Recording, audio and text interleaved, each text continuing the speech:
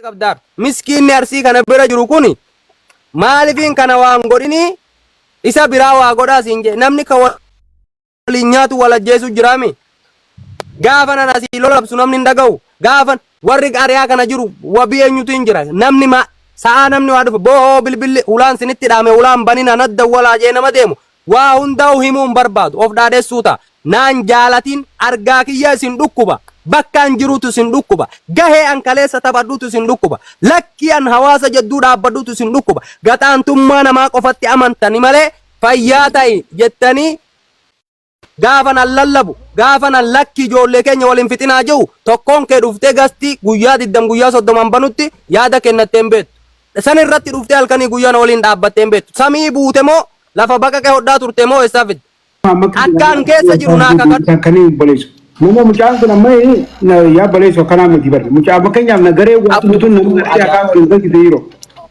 nama akaa waliin walitti dhiibanii sin akkuma barre laal garee nama obsa meetira takka dubbannu Muhammad Shurbee minut qabadhu Muhammad minut qabadhu Umar sirraa hin gaafii qaban gaafadhu Amadu gaafiin eessa qabu yeroo dura barbaadu laal Oi gadi na buuste le reeti ati nama loogi hojjetu. Ana si wanni si buuse anuma si deebisee bar. Niitu na deebise. Dhaabbatu waan si gaafadhu waan si deebisee qabu laal gaafii xiyyanaa deebisi dubbii afaan jedhu. Komiin ani qabu kana jettee nu seente ammoo ati waa'ee ammaatirraa haasa'u eegalaan anaa si gabbuuse ammallee anuma si deebise. Haya komii Muhammad Shurrubbeetirraa qabu Muhammad Shurrubbeen amma kakatee waan kana. Quraana atlo islaamatti islaamatti waraane onti keessan qof linki godha shabagaa rabbashaa jira si kakateeti waan kana akka keessan jira si kakate ati ammoo akka inni keessa jiru kakachuu dandeessa komii addaa ka irraa qabdu asirra nu ibsuu dandeessa ame haya gaafii komii irraa qabdu nu ibsi kalaan carraan keeti dubbadee jira yoo afaan loqonni keenya waladde yoo hubachuu dadhabne malee nama kana gaastii namni irra du'u jalatti achirraa kan kaanii kan isa shakkuu dandeenye ijoollee makanaa dhiiroo inni nutti bobbaasaa jiraatinaa kan jennudha inni amma garuu sanuma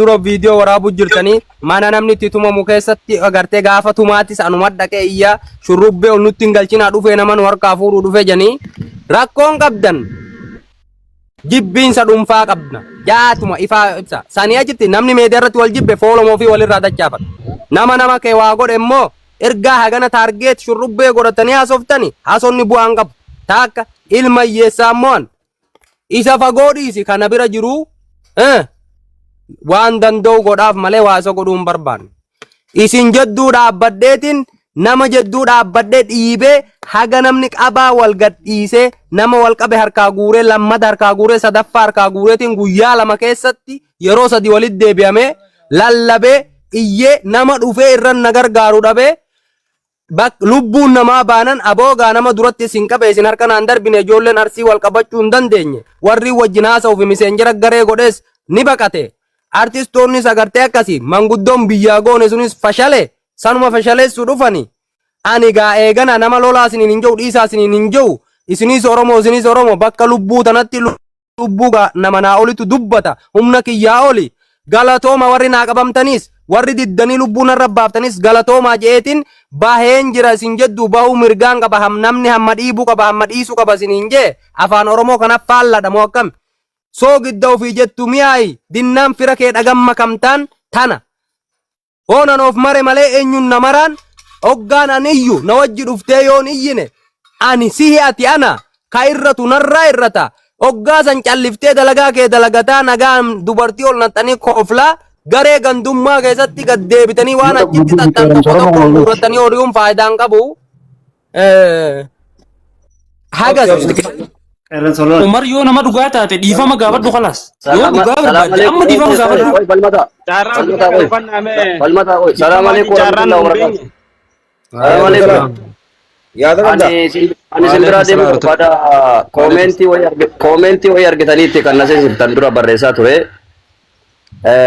amma carrama mana kana argachuudhaaf kaniin koomentii barreessaa ture ila obboleeyyan kiyya Muhammad Shurrubbee na beekuu baattullee tolchee sirri si beeka miidiyaa kanarra waliin jirra miidiyaa kanarra waliin turre maqaa 99 maqaa waa hunda dhooftee kakattee jirta yoo kakachuullee baatte sabboonummaa fi namummaa kan kee arsiif osoo hin taane namaaf osoo hin taane oromummaa keetiif ilmaan oromoo waliin jiraataa jirta namummaa keetiif ilmaan oromoo waliin jiraataa an arsii keessaa isa tokko siigalee oromoodha kan dhaladhe kan itti dhaladhe arsiidha kan dhaladhee fi oromoo kan irra jiraadhu oromiyaadha kan jiraadhuuf illee oromiyaam garuu wanni isin beekuu qabdan nama akkanaa sobaa kan akka umar kan seensiftanii maqaa arsiitiin bakka arsiitiin seensiftanii jechoota baay'ee shurrubbe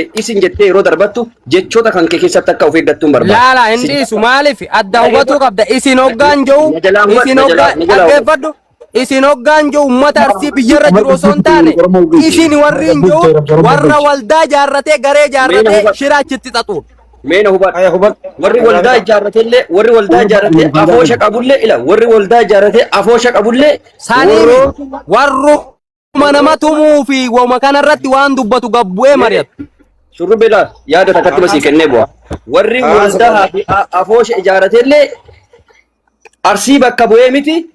Kaniin achi afooshaaf waldaa ijaarratee guruppii bakka bu'e wallo bakka bu'e shurrubbee bakka bu'e tiimitillee. Kaati jiraattuun maal?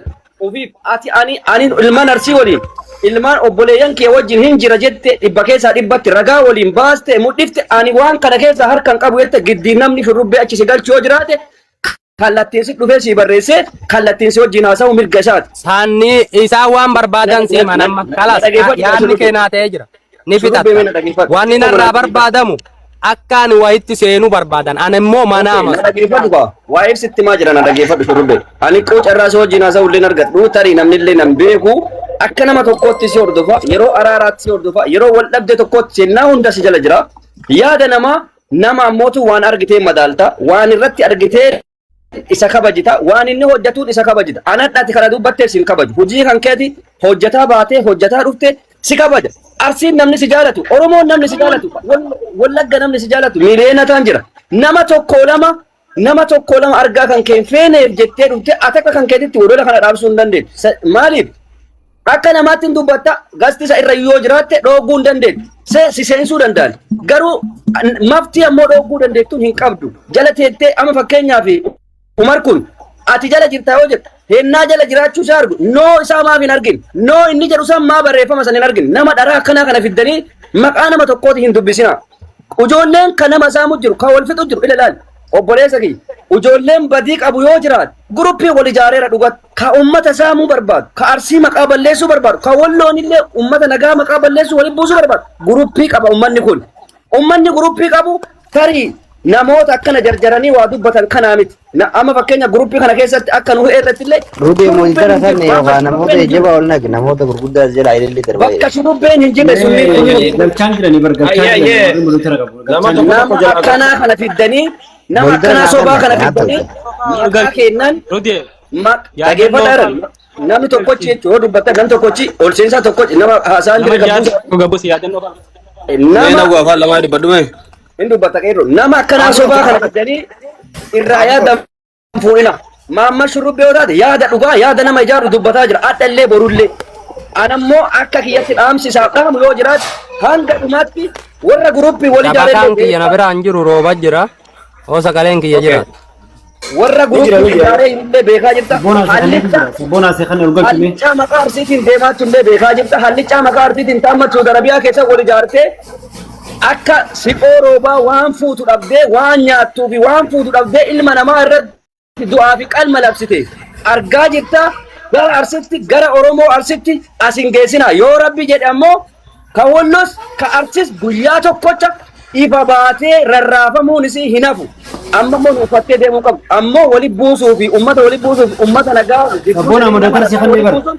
gonkuman barbaachisu Rudeen ammoo kan kiyyatti wanti siin jedhu barbaade nama akka amma seensifte kana umar atakkaran ati jalan jirtu ka jedhu kana seensifte nama walitti hin buusina dhibba keessa dhibba daariktii nama shakkitan akka dheengada dabbaal mootii gaaraa seensisee nama mucaa ajjeese dhibba keessa dhibbatti akka firdibeetii sanitti wali waamsisee akka nama dhugaatti qorataa ture sani qoradha qorannoo akkasii qoradha seenee ani kakadhu jedhe maaliif maamma shurrubbee maqaa balleessare maamma shurrubbee dhimma kana keessa ambayeera jedhe Anarka keessaan qabu bayra durillee adhallee jedhe waan keessaa qabu yoo taate isaa fi rabbitu wal gaafata malee namaa miti. Kaan ammoo ragaatu itti galcha. Waan ragaan qabneen fidanii nama qulqulluu maqaa balleessuu hin barbaachisu.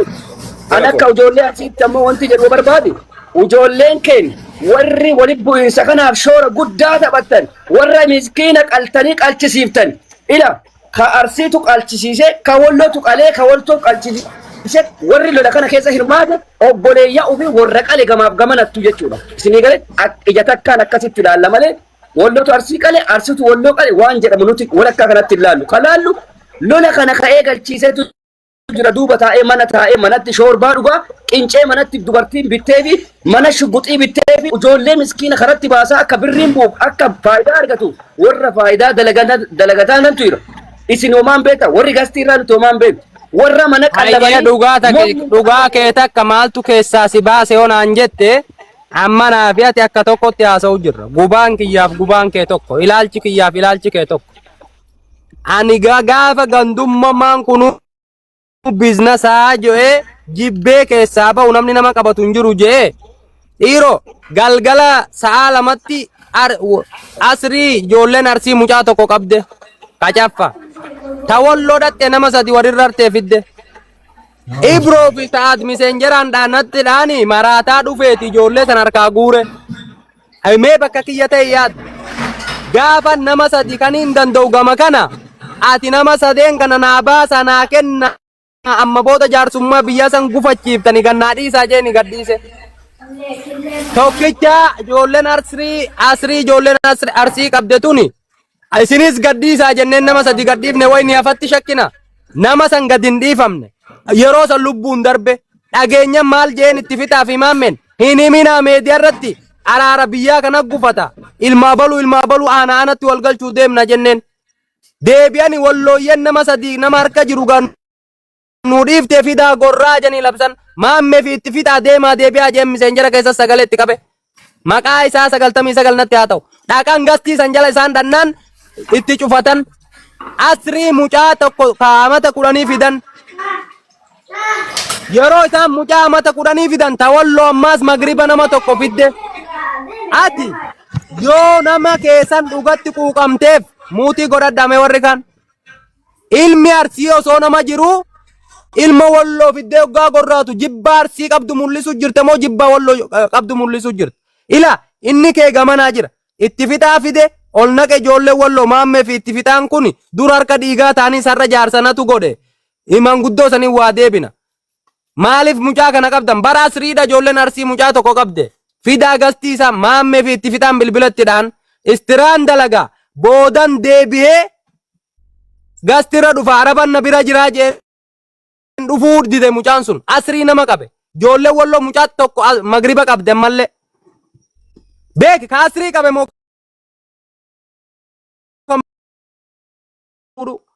hayyee kanaas hin dhayina namni quba qabu ni jira yeroo san mucaa dha'u jiraniin hin tuqinaa jeeni maammee ol galchee itti fixaa ol galchee qubaan hin tuqinaa mucaa kana gallakkisa aboo kalee'u ni ganamne mucaan kaleessatu du'ee jira sadiin harkaa baafte harka kutanii duddarra kaanii gad hin dhiifnu sun yoggaa bahee agarre malee jan hayyee ergaa shakkitanii itti fixa isa kanaas isa saniis isinirra dhiise waan inni itti sin kenne kana galmaan ga'a jeen hayyee marabba mucaan sun dhufuu hin dhiifnu ani gadi bu'ee miigastii sanirra saadii fi ibrootti haasa'u jira wallaahi laazim mucaatan akka dalagaa arabni irraa deemen as fidee daqiiqaa 10 hin taane ableen shakaashakanii ajjeesan jechuu mucaan arsii immoo ijoollee walloo harka jira akkamitti itti deebi'ee lubbuu mucaa tokkichaa saniitu oolchuu danda'a hayya akka namatti haa yaannu arsii taanee walloo taanee osoo hin taane akka namatti hoggaa yaannu namni kee harka namaa jiru meediyaatti as baaftee nama cafaacafta ableen akkamittiin ijoollee sanitti achi deebi'a fudhatamaan ijoolleen sun kalee na dhageessi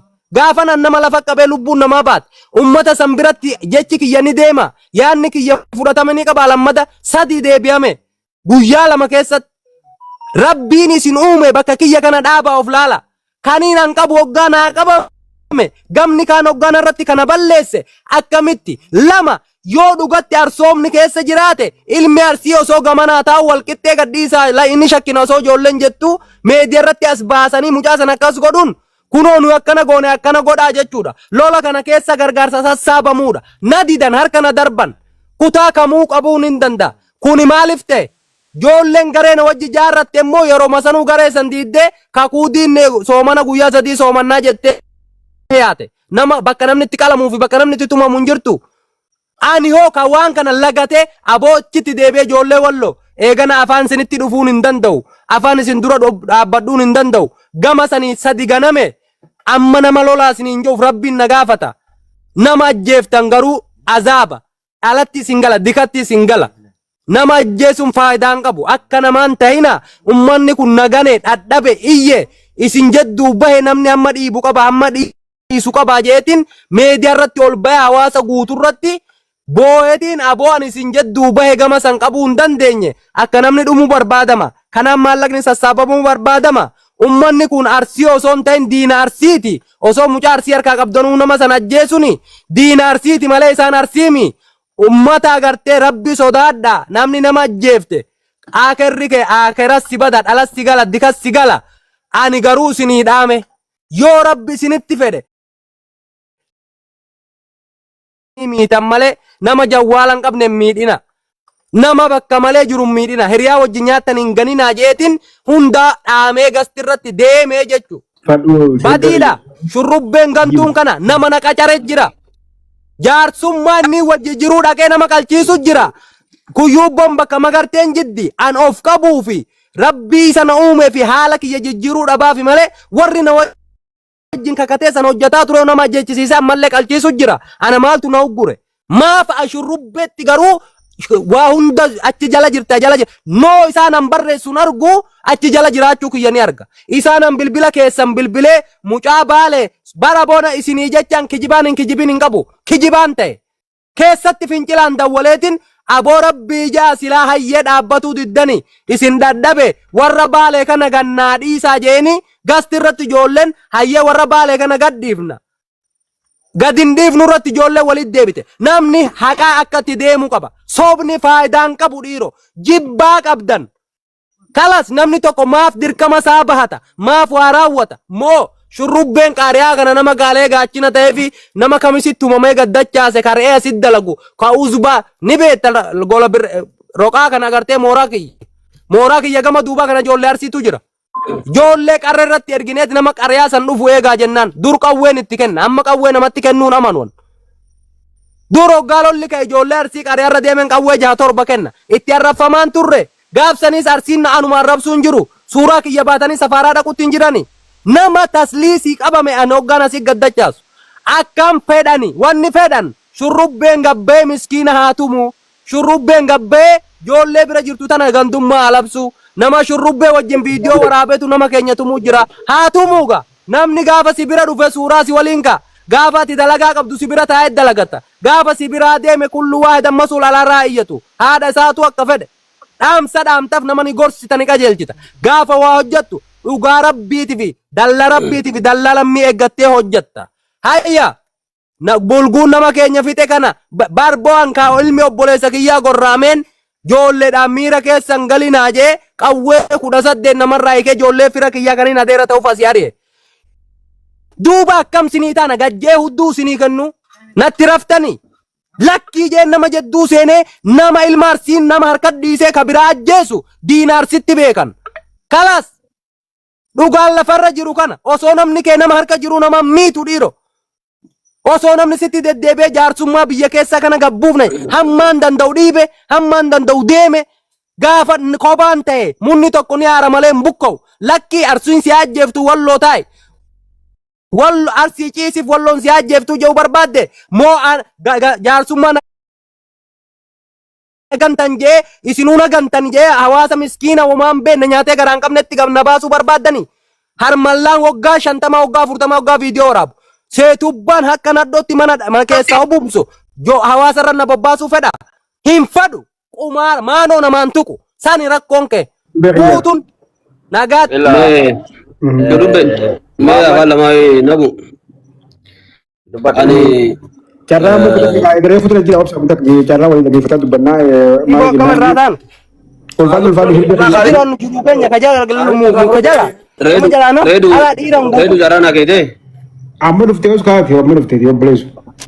Laala amma kanaa ture. Haali dhiirannaa Shurubbee mutu godhatu ulfadhu. Laala amma kanaa ture obboleeyyanii rabbiin akarraa karaban ergama rabbi alayhi salaatu wasalaamii qoyla qoluu kaan amurra hin jee jalqaba ijoolleen teenya taarsiitu manni keenya aarsii kun warri rakkoo isaan qaban reefu tanaasoo jiru akka bani Israa'el hamtuurraa waliin dhoorkan. Hamtuurraa wal dhoorkuu keessatti shoora gaxaanaa qaban jechuudha. Mucaa tokko fuudhanii biraankii godhuu eegalan jechuudha. Uffatatti kaanii eegala gabbaanii biraankii jaan jechuudha. Ijoollee walloo achi booda lafaa kaatee utaaltee nama kana qabu eegalte.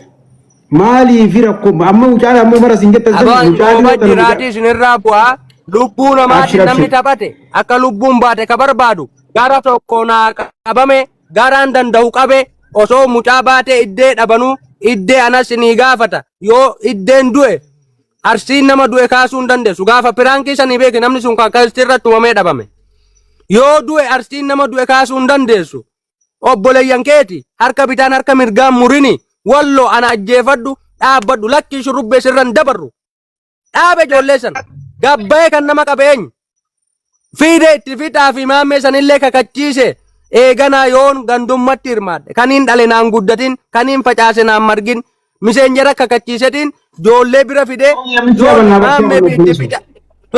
maammee fi itti fixaa kana kaleessa harka dhiigati namni badirraa barata amma kakatanii kakuun abbaagan kakuun erbee mi agartee hinduutu mbuutu namarraa mbuutu amma booda yaada jiru isaan hin marihadha manguddoo biyyaa sanitti deemna nuti bara obboleessoo dinagdee kiisha keenya baafneti manguddoo qe'ee keenyaa fuunee bakka biraa hunda geessine akkam isin yaa ta'u barbaaddan shurrubbeen kunoo ibsaan kun as jira gaafa obboleessi ibsaa kanaa tumamu obboleessi ibsaa kanaa qabamee mukni itti dhiibamu ibsaan asii zarraaf jee utaallan nama ibsaa kanatti qawwee dhayan ibsaan kun no baabiiftu har'a biyya jira garuu guyyaa darbe maal je guyyaan darbe irratti maal je aboo baga badiina oolchite namni nama guddaa wajjin nama guddaa inni haa dubbatume maaf barbaachise inni dhiirallee yoo shakkee waajee ta'e beerri guguddaan aayyoo naa ta'u kaniin anuu fuudhaan hayyamne namni guguddaan namni areeda arrii akkamitti waa biraa qara viidiyoo hoggaa waraaban aboo mucaan kun hamma danda'u iyye mucaan kun hamma danda'u iyye haga danda'u jedduu dhaabbate jedduutti laffa'e humna isaatii ol gamteefi yoonnuma galee gandummatti galee lola labsee'u dhugaa qaba ijoollee keenya gane warra isaa kakatetu deebee nama qalchiisu jira ni dadhabe namni agartee gaafa ati har'a arsiit dhalatte yoo walloon sii qabamee ani sii qabamee namni biraa ka jimmaa tokkoo fi ani wallollee an sii qabamee la inni sun sii qabamuu dideen ajjeese situ lola seenaa bar jaarsa agartee bakka dhugaatii dhugaa kenneeti kasii dhaabbate irra gortee lolta ijoollee keenya qabamee naa qabamee du'e jedduu ba'uun anattuu caba gama sii keerin qabu silaa akka sanitti ijoolleen arsiidha naa qabamtee ijoolleen keenya qabamuu dide wallaahi haga qeetti deemeti ilmaa baluu abaluuti jeetti deema arri faayidaan qabu namni nama 6,800 amma nama tokkocharraa osoo hin taane an akka nama tokkootti dhugaa jiru si himeetiin jira